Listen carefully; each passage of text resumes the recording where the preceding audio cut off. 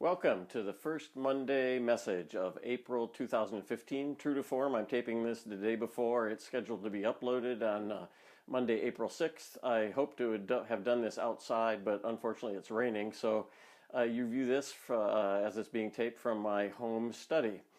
March for me really flew by, as I suspect it did for many of you, interrupted a bit by a spring break opportunity, and wish everyone had at least an opportunity to get away for some of the spring break for some renewal and refreshment. For me, the focus was on policy and funding. In many cases, I started the month with Ag Dean Dan Arp in Washington, D.C. We joined the Council of Agricultural Research, Extension, and Teaching and interacted with our federal congressional delegation and USDA principals. That's where our federal funds come through. And I'm happy to say that we continue to make some progress. At least federal funds are stable and growing slightly, especially in the competitive environment. Later in March, I joined the annual conference of the Family Community Health and 4-H Youth Development joint conference, a terrifically well attended and meaningful way that people update their skills and recognize each other's accomplishments.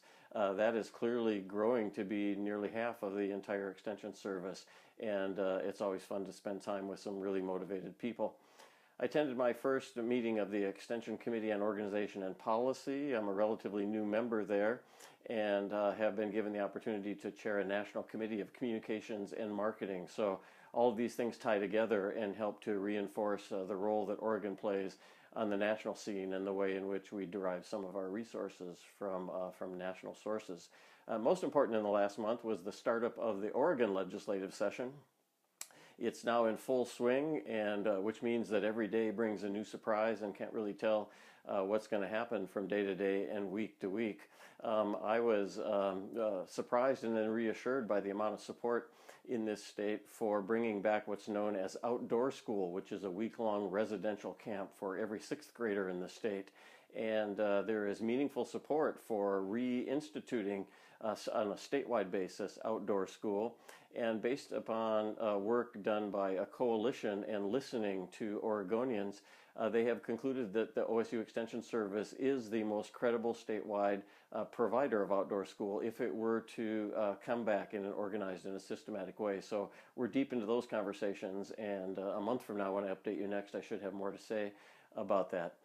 Just Friday of this week, I spent all day at the coast in a retreat of the Marine Studies Initiative, something that OSU's strategic plan and our own president has committed to ramping up the significance of marine studies, including over time the development of a campus in Newport that would have as many as 500 people.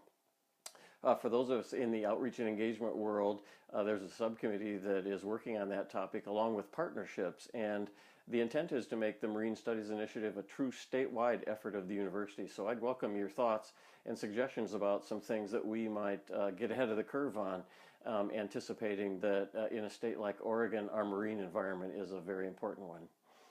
April will be more of the same for me. The Salem hearing schedule actually starts next week, so several of us from OSU will be in Salem regularly in order to interact with the subcommittees of the Joint Ways and Means Committee. That's where funding is actually determined for our work on our state budget, which I think, as most people know, is the most significant part of the extension budget. Inside of the division, the largest kind of cash flow generators clearly are eCampus operations.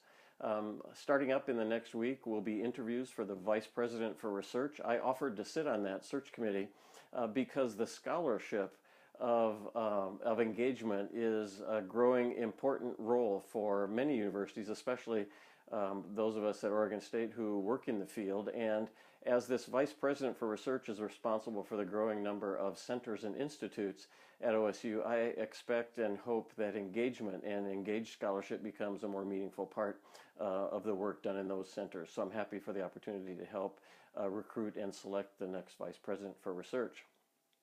We're also about to launch another search. Now that Rebecca Badger has moved over to eCampus in a marketing position, we are developing a position announcement and will soon be seeking applicants for Division of Outreach and Engagement's communication and marketing leader. So you can watch for that to happen in the near future.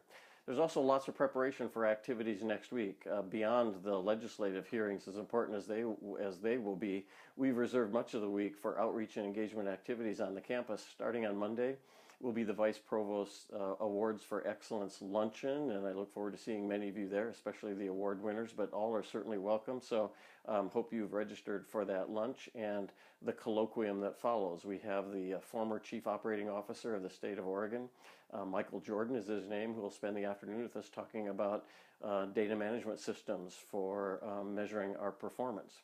On Tuesday is the second annual, what we hope will be an annual event called Extension Reconsidered. This year we're looking at humanitarian engineering in cooperation with the College of Engineering and some of our own people who have identified some ways that we can contribute to Oregon in that way, and that'll be the subject of conversations on Tuesday on campus. On Wednesday is the annual eCampus Faculty Forum, now a long-running annual activity that brings more OSU faculty to understand and participate in online offerings. Dave King shared a recent analysis with me done by a firm called EduVentures, which kind of looks at online evolution in the country, and they have identified a kind of a slowing growth in the online market, believe that it's maturing in some sectors at least. That's not been our experience in Oregon, where we continue to bring new programs and courses online, and so we have grown beyond the national average. But as this continues to evolve over time, it's real clear that the online market consists, according to EduVentures, in 3 different markets. And I'm happy to say OSU is a member of a fairly small elite group of online providers that consists of only 3% of those universities that are offering online work. And those 3% of the universities reach 45% of the entire student market. And as you might guess, if you followed the old adage of the 80-20 rule, only 20% of the online market and the learners are reached by 80% of the providers. So it's the 80-20 rule. 80% of the universities who provide online are reaching only 20% of the market, the relatively small kind of programs. We, on the other hand, through our growth and innovation, have come to occupy a very interesting and unique part of the market as well. Hope you're available next week. Maybe you could drop into the eCampus Faculty Forum and learn more about it. But whatever you do in the month of April, I hope it is productive and rewarding. I look forward to catching up with you again sometime soon.